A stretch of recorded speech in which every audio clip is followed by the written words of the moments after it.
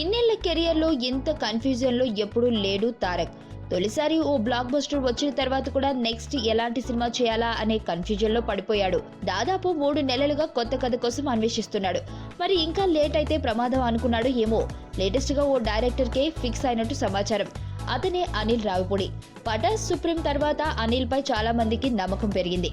ఆ నమ్మకాన్ని రెట్టింపు చేసుకోవాలంటే అనిల్ కూడా ఓ స్టార్ హీరోకి బ్లాక్ బస్టర్ ఇవ్వాలి. అందుకే కథల కోసం అన్వేషిస్తున్న ఎన్టీఆర్ ను అప్రోచ్ అయ్యాడు అనిల్. ఇక్కడే ఈ కొత్త దర్శకుడు ఓ పెద్ద మిస్టేక్ చేశాడు.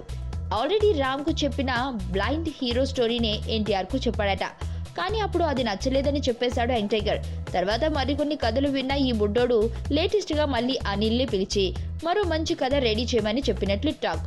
అందులో అన్ని రకాల ఎమోషన్స్ ఉండాలని, హోల్సమ్ ఫ్యామిలీ ఎంటర్టైనర్ గా నిలిచేలా కథ ఉండాలని కండిషన్స్ పెట్టినట్టు న్యూస్. ఇక పోయిందనుకునే స్టార్ ఆఫర్ మళ్ళీ వచ్చింది కాబట్టి అనిల్ కూడా చాలా కసిగా కొత్త సబ్జెక్ట్ రెడీ చేసుకుంటున్నాడట. ఈలోగా ఎన్టీఆర్ ఫారిన్ టూర్ వెళ్లి తిరిగి వస్తాడు. ఆ తర్వాత ఈ ఇద్దరి కాంబినేషన్ లో సినిమా మొదలవుతుందట.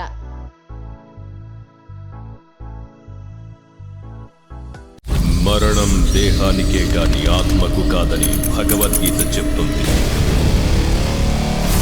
మనిషి బరువెంతున్న మరణానంతరం 21 గ్రాములు తగ్గుతుందని సైన్స్ చెబుతుంది.